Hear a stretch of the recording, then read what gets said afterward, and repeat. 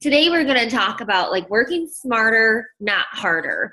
I think this is a huge, very common issue that coaches have, is especially when you're getting started, is all of these things. People are like, do this, do this, do this. And you see all these coaches doing a ton of stuff and you want to do it all, but you don't know how to fit it into your life.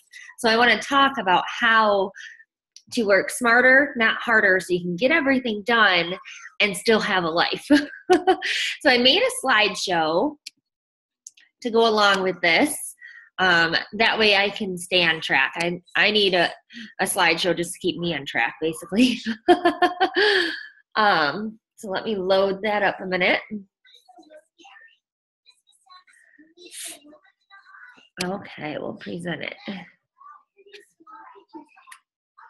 Okay, can you see my screen, Shannon?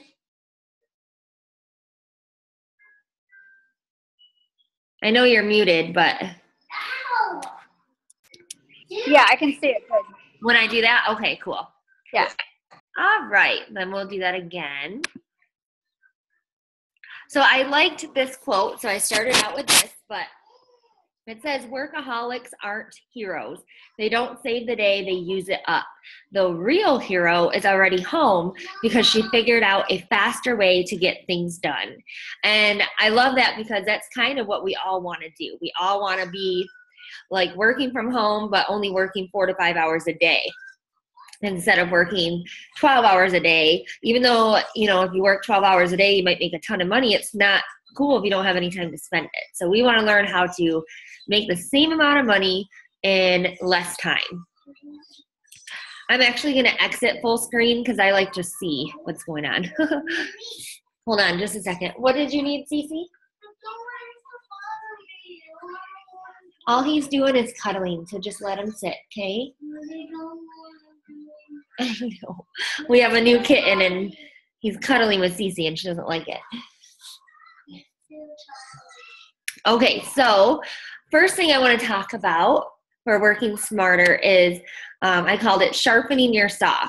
And I have another quote here by Abraham Lincoln. You might have heard it before, but he said, if I had 6 hours to cut down a tree, I'd spend the first 4 sharpening the saw, getting ready so that when it was time to do the hard work of cutting down the tree, it was fast, quick, and easy. And that's a good example of working smarter, not harder. So I took that as, before you decide to do something, plan first. Take it all in, look at who is already doing it and how are they making it work and what are their best practices. So for example, a lot of us want to do free groups. And a lot of times we say, okay, I'm going to start with Monday, you don't give yourself a lot of time to plan. You don't really think about it. And then the group flops and you're like, well, that didn't work for me. But if you spend a couple weeks or even a week just watching how other people run them, watching YouTube videos, trainings, planning out the content for the free group so that when it starts, you are totally prepared, it will go a lot smoother and you will actually have success with it, along with anything else. So if you want to run a coaching open house, a one-day sneak peek or whatever, if you just do it on a whim, it's not going to be successful. But if you spend a few hours ahead of time just training yourself on how to do it successfully, then you'll have a lot more chances that it will be successful. So sharpen your saw before you use it. So a little bit of continuation on sharpening your straw is, hold on just a sec, my daughter's freaking out. Okay.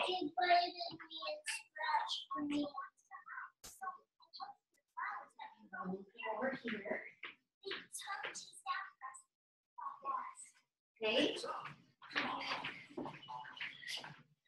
Okay, so another way to sharpen your straw or your saw is with group trainings. And we all hear about them. A lot of top coaches run group trainings. We're in a lot of team pages and those coaches run trainings. And there's just a ton of trainings out there. And we hear about other coaches who go through the trainings and have success. And we're like, okay, I'm going to join. And a lot of times we just jump in. We're like, sure, let's just do it. I want to do it. I want to be successful. And we hope it works for us. instead of planning ahead. So when you have these group trainings come up, here's what I want you to do instead. Work smarter, not harder, and sharpen your saw before you jump in. So pick one training that you're going to focus on and then see it through to completion. Only do one. So there might be 5 different options. You got to look at all the options, do some research on those options, and then think about what is the goal of the training? What are they teaching you in that training? And does that goal align with your goal, your business goal? And reach out to others who have taken that training and see how they liked it. You know, did they have success? How much time did it take out of their day? What type of work did they have to do? Kind of get a feel for what the training is like before you dive all in and see if it's for you. That way you can make an educated decision, prepare yourself mentally for it, and set aside time. When you do that, when you plan ahead, you will have a lot more success in these trainings. And then the last point I have is stick to it. Like I said earlier, do not quit. Even if you feel like you're not getting anything out of it, when you quit, you're just giving yourself permission to quit other things. You're letting yourself quit. And you are better than that. We're all better than that. So we don't quit. We finish it through to completion. And you'll learn that next time you're going to do a little bit more research so that you don't have to struggle through something like that again. Kind of like when we force our kids to do stuff that we know they don't like. It's their way of learning, like, okay, if I don't want to do this, then I don't have to do that. It's a consequence. You know, you're learning how to grow your business and be smarter, work smarter, not harder. All right. So any questions on that before we move on? No? Okay. So the next point I want to talk about is delegate. Now this is huge when you talk about working smarter, not harder, is delegating things out. Hi. And say hi real quick. Hi. And then Logan's going to talk now, okay? Is delegating things out and finding people to help you and not being afraid to ask for help in certain areas of your life. So I have a quote here by John C. Maxwell, one of my favorite leaders, and it says, delegate, work smarter, not harder. Do what you do best and drop the rest. Get control of your calendar. Do what you love because it will give you energy. Work with people you like so your energy isn't depleted. John C. Maxwell. Excuse me. I don't have to say much more because John already says it all. But what can you delegate? And I always think to myself, surely no one can do these things as good as me. You know, I'm a perfectionist, and I'm like, I have to do it because nobody else can do it like me. But I like to think about it this way. Okay, can you please stop? If you are so stressed that everything you do is rushed, see, you know, you have a huge to-do list and you're trying to do everything all by yourself, you're only able to put in 80% effort or less instead of 100%. So everything is just below par. You're not ever giving 100% to anything because you don't have the time.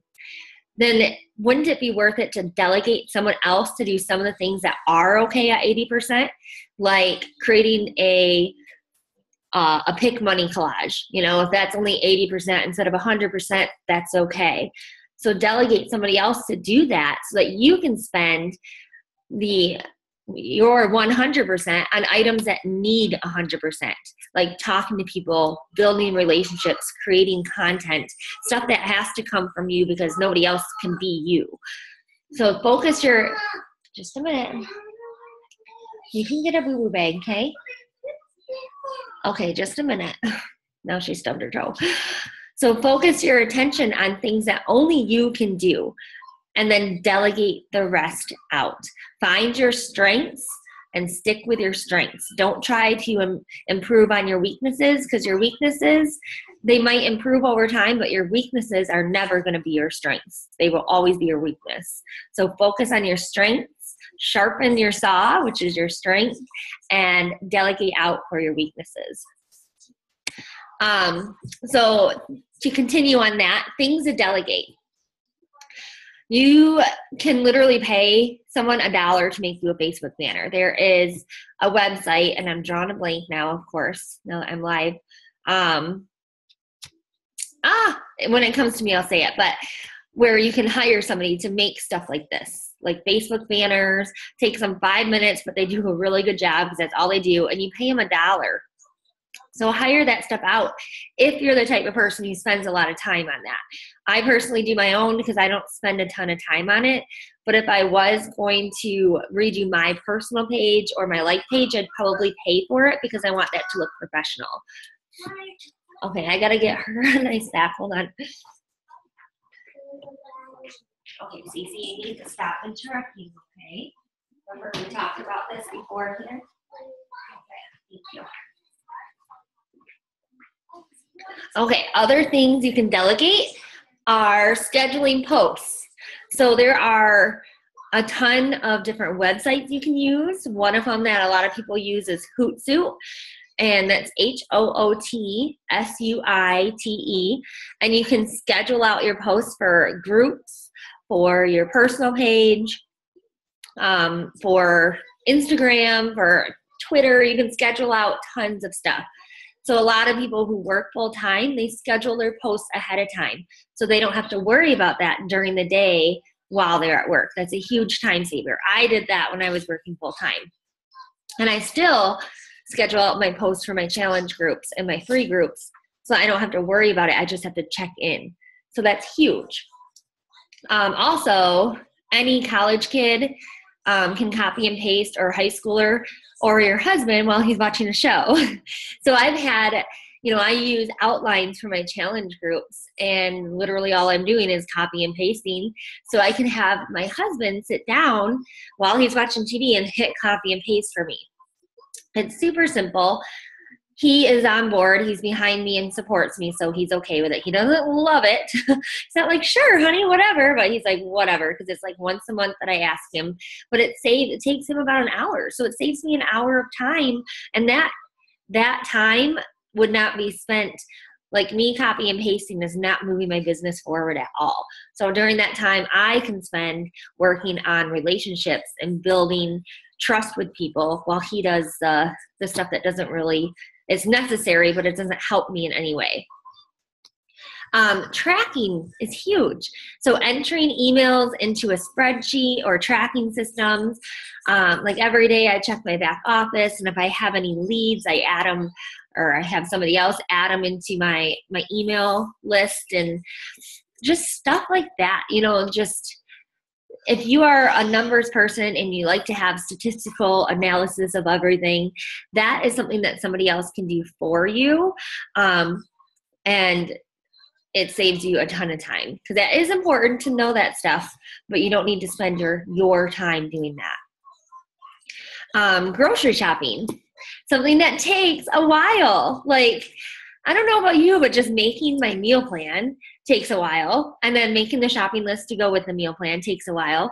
And then to get my daughter ready, go to the store, do all the shopping, come home, unload all the groceries. So that whole process from making the meal plan to unloading the groceries is usually 4 to 5 hours. Like, it's a lot. So most areas have services where somebody will shop for you and drop it off at your house. So I do that almost every week now, and I love it, because then I don't feel guilty spending the time making my meal plan and shopping list. I go online, I click what I need, I click what time I want them to drop it off, and somebody else does all the hard work. It's awesome. And I still have time then to do my meal prep, because usually by the time I unload my groceries, that's the last thing I want to do is prep all my meals, because I'm tired and sick of it. So little things like that save you a ton of time. Cleaning. Hiring a cleaning lady 1 to 2 times per month can save a ton of stress, arguments. As we all know, I think every single couple argues about cleaning at one point in time.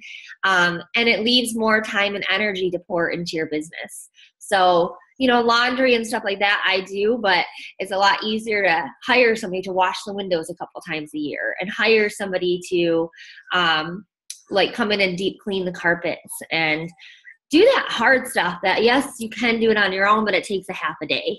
So hire that stuff out, and it's worth it. Some people, my goal is to have a cleaning lady come once a week and even do like the dusting and vacuuming and stuff. That's a huge goal of mine. But that's a monetary thing. So obviously you have to do what you can afford, but it will save you tons of time. Another thing you can do is buy one of those vacuums that does it all by themselves. Another thing, a Roomba or whatever. That's just a brand. But adding stuff like that into your schedule. So when you're thinking about delegating, when you're starting to make a list of what can other people do for me instead of me doing myself, don't think about just the business. Everything you do, what do you do every single day in your household, for work, for taking care of the kids, everything you do, write it down and see what can somebody else do that is going to be about 80% of how I do it or better, and delegate those things out. And then obviously use your daughter.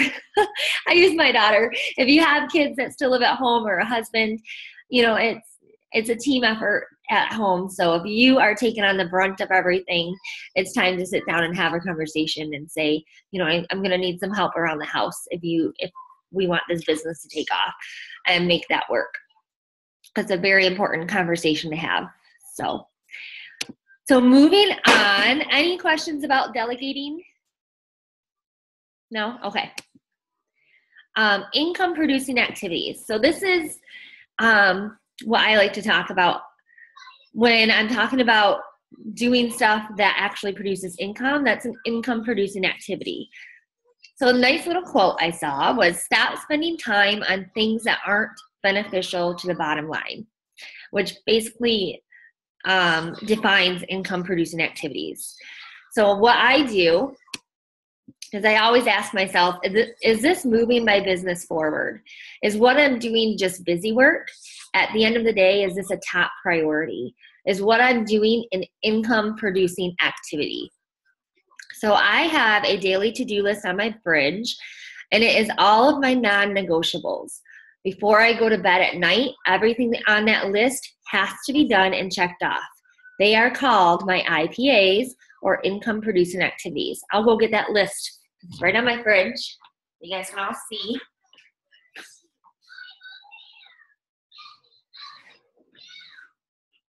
All right, so I use a little whiteboard. Stop sharing for a second. So it's just a little whiteboard. So every day as I do stuff, I check it off. I try to get most of these checked off in the morning because Cecilia's home with me. So then all I have to do during the day is answer messages as they're coming in, and then check in on my calendars, stuff like that. I can do just while she's playing. I can do those easily anytime. And then at night, I can focus my time on the fun stuff that I like to do. Like right now, I'm making a video for my website. Focus time on that kind of stuff at night because I'm too tired to talk to people at night. So this is what works for me, but you need to have a system that works for you, and find that system and stick to it every day. So hold on, let me get back to sharing my screen. I think I just exited out of it. Hold on.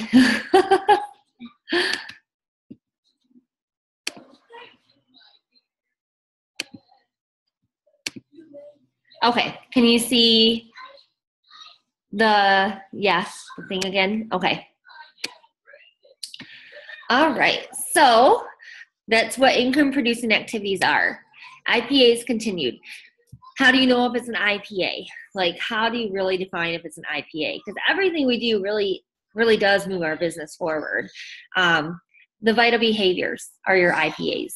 That's why Beachbody has that. They have it labeled out for us already, the 4 vital behaviors that you have to do every day.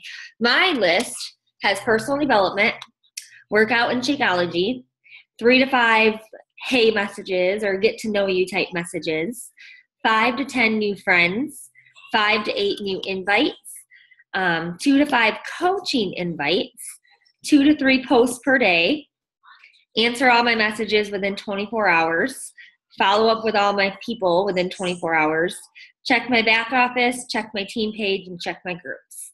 It sounds like a lot, but I can literally get that done in like an hour to an hour and a half if I just focus and do it. I'm not like, if I send somebody an invite and they respond right away, I don't respond back until I'm done with this list, because I can respond to messages all day long in between doing other stuff. I knock out this list as fast as I can, and then I go on with my day. So those are your vital behaviors, are your IPAs.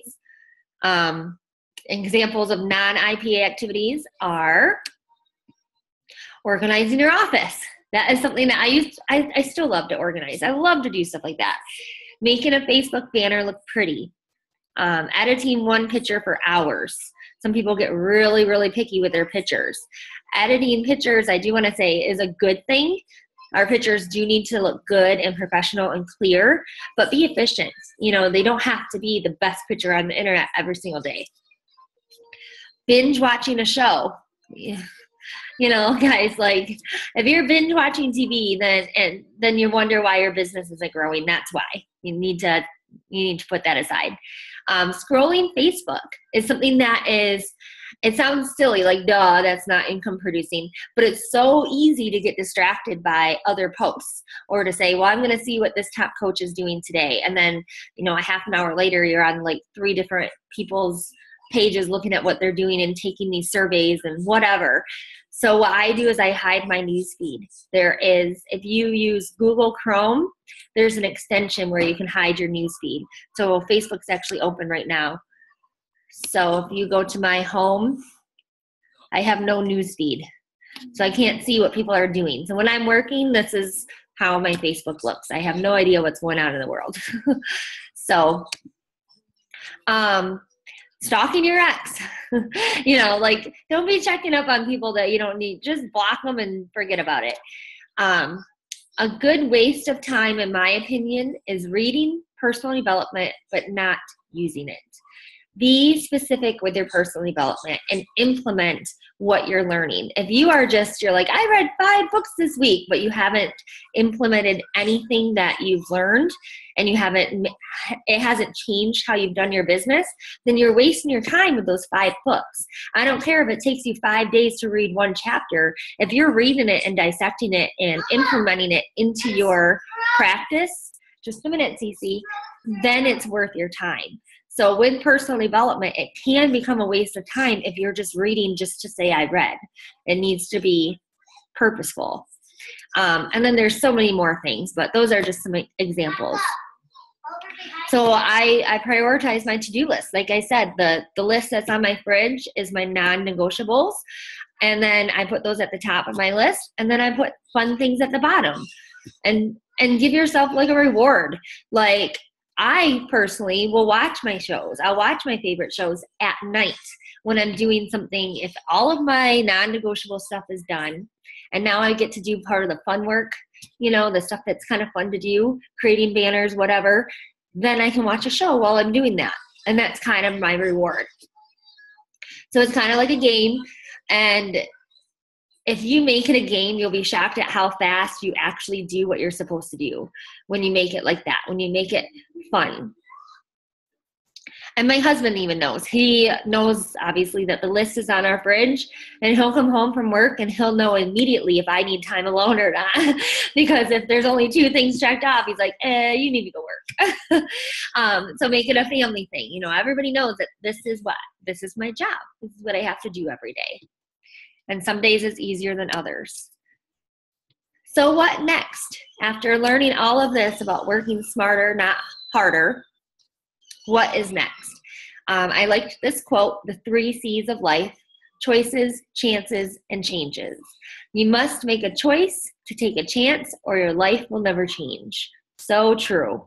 So if this is stressing you out and you're wondering what to do next, then think of it this way. Make a choice. You have to decide if this is worth it for you. Is your dream big enough where you want to make a choice and take a chance? And if so, then you need to start making changes.